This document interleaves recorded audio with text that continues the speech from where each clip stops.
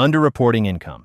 Cash businesses are the oldest trick in the book. You run a cafe that only takes cash, no receipts, no paper trail, just coffee and small talk. Each morning you make $500 in cash and only report $300 because you forgot about the tip. You keep the whole $500, but you only get taxed on $300. The bank deposits look tidy, the logbook looks innocent, and your tax return says the business barely keeps you alive. Meanwhile, you're driving a car your accountant couldn't afford. On paper, you're barely profitable. In real life, you're pocketing enough forgotten revenue to make the IRS your least favorite regular. This is underreporting income in its purest form, pretending a chunk of your earnings never existed. It starts small, a few skipped entries, then snowballs into a parallel version of reality where you've earned just enough to survive but somehow own 3 luxury cars. The numbers don't add up, but the coffee does. Offshore accounts. You make good money, but every tax season feels like you're donating half your paycheck to a charity you never agreed to fund. So you start thinking, what if the money just went somewhere else? Not gone, just away. The solution isn't clever accounting, it's geography. A place with palm trees, low taxes, and banks that treat confidentiality like religion. You're a business owner in America, doing some freelance work on the side. The main income, the stuff everyone knows about, stays on your books. The extra cash quietly takes a vacation to a bank account in Switzerland. On paper, the money belongs to the owner of that offshore bank account. The owner listed is not you. Instead, it belongs to a local professional stranger paid to sign forms so your name doesn't appear anywhere. Your client's payments go straight to that offshore account untouched by the American tax system. When you need to spend it, you don't transfer the money back. You just swipe a debit card linked to that Swiss account. Technically, you never brought the money home, and it works until someone asks questions. Because on paper, you're a modest small business owner barely scraping by. In reality, you're living a double life. One for the IRS, one for your balance sheet. Offshore banking isn't about yachts and cigars. It's about distance, creating just enough space between you and your money that nobody can prove they're the same person. Legal if disclosed, criminal if hidden, addictive either way. Shell companies.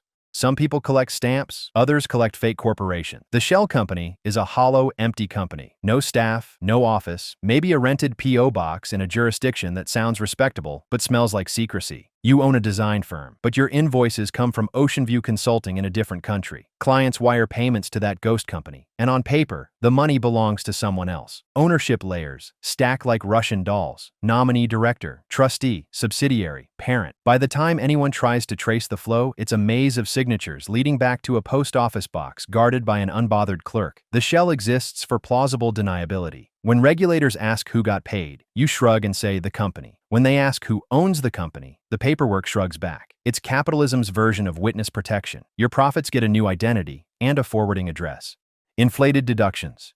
You run a side business, a little fishing gear shop that barely pays for itself, but it gives you something magical, a reason to call your life work-related. You start small. That steakhouse dinner with your family, client entertainment, the gym membership, networking with potential customers, the weekend getaway, business trip. Soon your tax return looks like you're running a global enterprise with a strong emphasis on fitness and fine dining. You start saving every receipt, not as records, but as props. Proof that your lifestyle has a business angle. New headphones, office supplies, Netflix subscription, research expense. Your accountant raises an eyebrow, but you wave it off. Then there's the mileage. You drove to the lake once to check out local fishing trends, so naturally, you round up to a few hundred miles. The numbers start to blur. The business expenses grow, your taxable income shrinks, and the story you tell yourself gets better with each line item. It's not an elaborate fraud, it's the soft corruption of convenience. Convincing yourself your personal life is your business. The receipts pile up like a diary of denial. On paper, you're a tireless entrepreneur. In reality, you're just creative with the categories. You're not stealing money, you're stealing context. Turning dinners, vacations, and hobbies into a tax write-off one exaggerated receipt at a time. Hiding assets.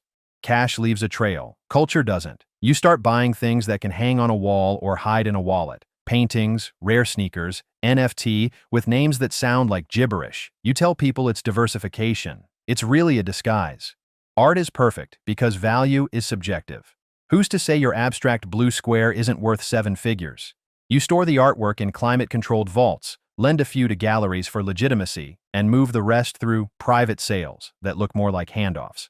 Crypto works the same way, just digital and faster. You create wallets under pseudonyms, shuffle coins between them like cups in a street game, and watch the audit trail dissolve into encryption. The assets never vanish, they just stop being under your name.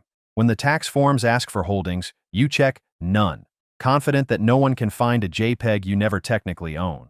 It's wealth in stealth mode, visible only to whoever holds the password.